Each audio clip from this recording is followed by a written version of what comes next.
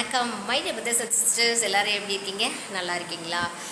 அப்புறம் subscribe Sasisana vlogs my dear brothers and sisters subscribe பண்ணுங்கள்.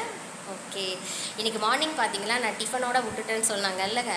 எல்லாம் சாதம்லாம் செஞ்சு அப்படியே இருக்குது my dear brothers and sister. அம்மா நான் மட்டும்தான், எது செஞ்சாலும் அப்படியே வேஸ்ட் ஆகுது. பட் இருந்த சரி, அதனால் என்ன பண்ணேன்னா இன்றைக்கி வந்து டிஃபனோட விட்டாச்சு.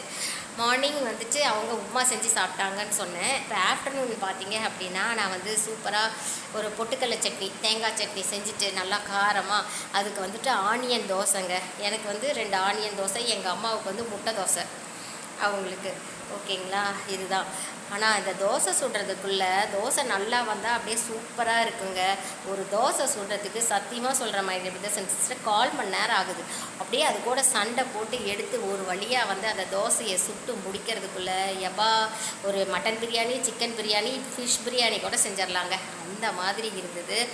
அதுதாங்க இன்றைக்கி அப்டேட்டு.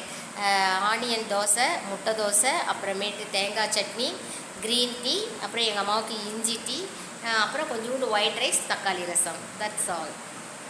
அப்புறம் பெப்பர், அந்த சிக்கன் சொன்னேன்லங்க, அது வந்து மிளகு போட்டு நல்லா ஒரு பெப்பர் சிக்கன். அவ்வளோதாங்க. தேங்க்யூ.